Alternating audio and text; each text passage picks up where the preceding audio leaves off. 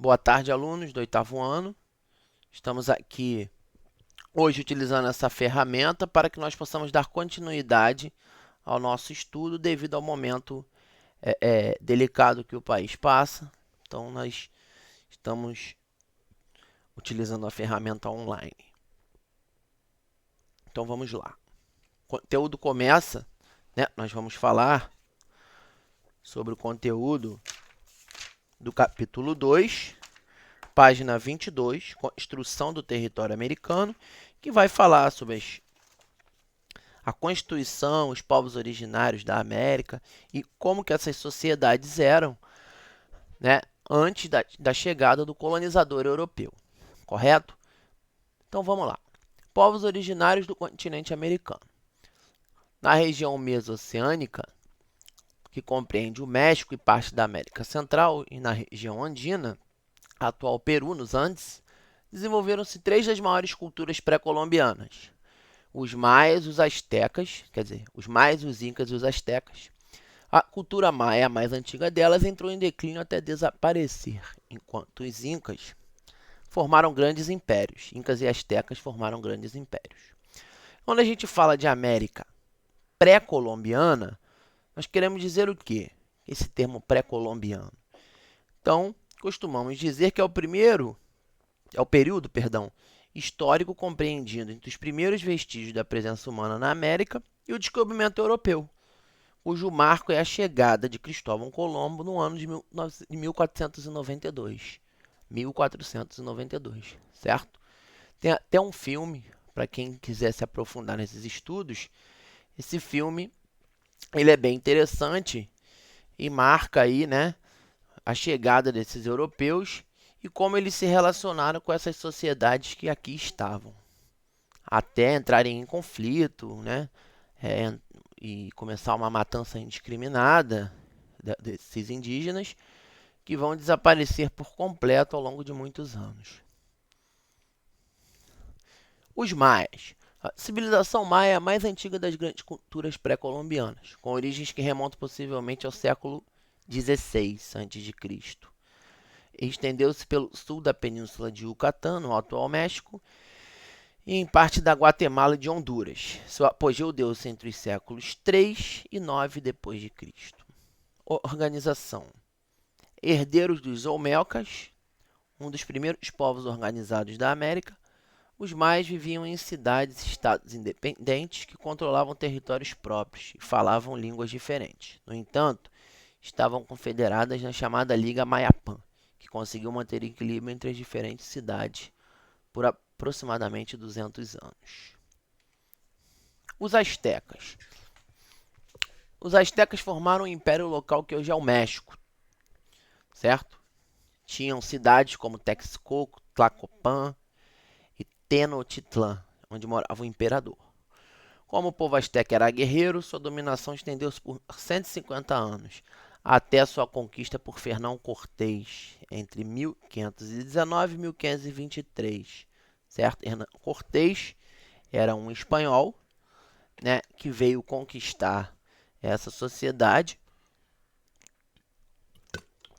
porque no início eles se deram bem, mais à frente eles vão entrar em conflito. Estima-se que a sociedade asteca ela tinha mais de 250 mil habitantes, certo? Com uma sociedade bem organizada e que vivia em harmonia com o meio ambiente, né? Existia uma organização perfeita, vamos dizer assim, dessas sociedades com o meio até a chegada dos europeus, que deu início ao seu fim. Os incas, né, que tiveram o império mais extenso da América pré-colombiana. Eu vou resumir aqui esse texto, né, que ele está bem grande, mas eles ficaram na área andina, mais precisamente na região de Cusco, e tendo como precedentes as culturas Nazca e Mochica. Nasceu o Império Inca, seu fundador foi Manco Cápac, primeiro Inca considerado filho do Sol, certo? Então, essas foram as civilizações mais importantes do período pré-colombiano, correto? até a chegada do conquistador europeu, né, que fez com que essas sociedades entrassem, né, no seu fim, no seu declínio. Logicamente que hoje, se você pegar a constituição, né, dos povos da América Latina, nós vamos ter resquícios, né, nós vamos ter descendência dos povos astecas, maias e incas. Logicamente com uma mistura de negros e de europeus que farão a sua constituição social. Deixa eu passar aqui, astecas, vocês veem essas imagens que eu coloquei aí para vocês, que é bem interessante. E mais à frente nós vamos à colonização da América como um todo. Falamos das sociedades que aqui existiam e vamos chegar na colonização da América. Primeiro momento, falaremos da América anglo-saxônica, certo? O que é a América anglo-saxônica? Refere-se aos países das Américas que têm como principal idioma o inglês e que também possuem laços históricos, étnicos, enfim, com o Reino Unido, certo? Estão locados nessa divisão os Estados Unidos e o Canadá, os países mais desenvolvidos do nosso continente, certo? Ah, mas por que eles se tornaram as nações mais desenvolvidas? Vamos ver mais à frente. A colonização inglesa, no século XVI, os ingleses fundaram 13 colônias na costa atlântica, atual Estados Unidos. Essa colonização foi feita por grupos de protestantes, puritanos, que vieram para a América fugindo das perseguições religiosas e políticas na Inglaterra, certo? Devido às condições climáticas, desenvolveu-se dois tipos de colonização. A primeira, colonização de povoamento. Esse é um dos motivos pelos quais a colonização inglesa, né, ela deu mais certo do que a América espanhola, se a gente pode dizer assim, deu mais certo, certo? Por quê? Porque lá, qual é a diferença entre colonização de povoamento e a de exploração que vai vir mais à frente? Por que eles são países desenvolvidos, né? Muito disso por causa da sua colonização de povoamento, porque eles não tiveram o saldo negativo da colonização que nós tivemos ao longo dos séculos, ou seja, a América Latina, a América espanhola e portuguesa. Beleza, então o que é uma colonização de povoamento? Mão de obra livre, assalariada, de base familiar, produção para o mercado interno, certo? Intenso comércio com a África e com outros países, certo? Na verdade, a metrópole ela não retirava, né, de fato, tantas riquezas dessas colônias. Isso fez com que, historicamente, elas fossem beneficiadas. Nós temos também a colonização espanhola, certo? Aí nós já entramos na colonização de exploração. Já é a América Latina, certo? Que engloba os países onde são faladas primordialmente línguas derivadas do latim, no caso espanhol, português e o francês, certo? Historicamente foram dominadas essas colônias pela Espanha e por Portugal. Então a colonização espanhola dividiu sua parte na América em vice-reinos e capitanias gerais. E a administração da colônia cabia aos vice-reis e capitães gerais nomeados pelo rei, cabildos. A sociedade colonial tinha índio, negros, mestiços e os crioulos, filhos de espanhóis nascidos nas Américas, certo? Essa era a constituição da sociedade colonial. E mais à frente, também de exploração, temos a colonização portuguesa, certo? Aí nós temos um dado histórico que temos o período pré-colonial e o período colonial, certo?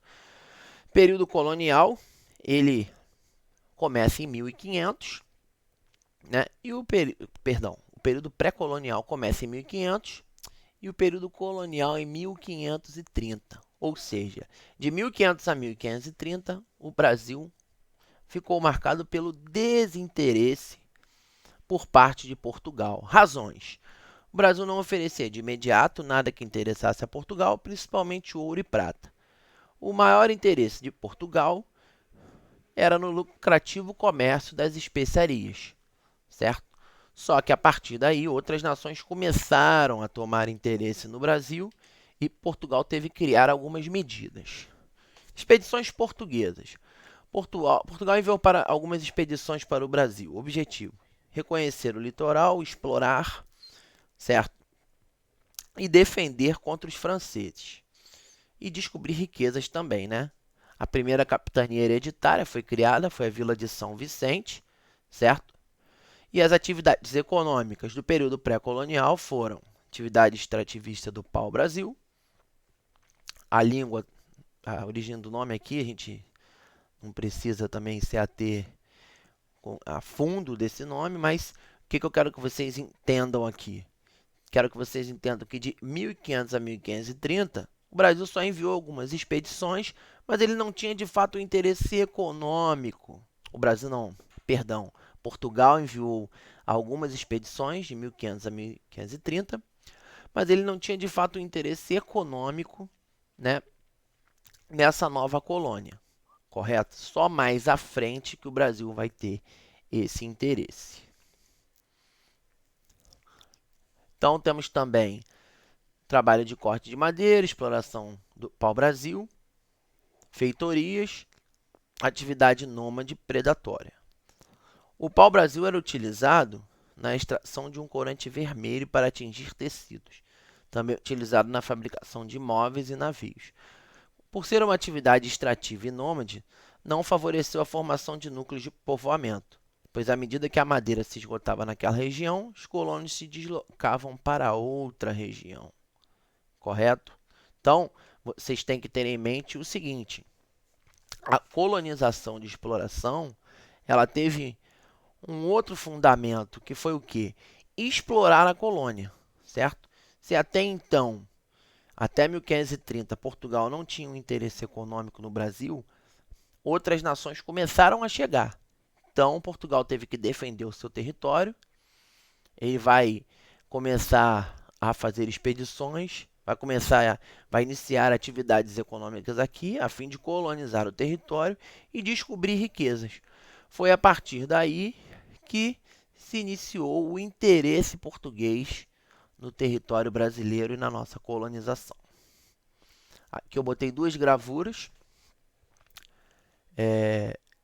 para vocês verem aqui, ó, sobre o pau-brasil, né, que é uma árvore ótima para o paisagismo, enfim, construção civil e naval. Essa árvore, né, que foi bastante utilizada no início da colonização. Bem, acho que é isso, pessoal. Um abraço, boa tarde para vocês.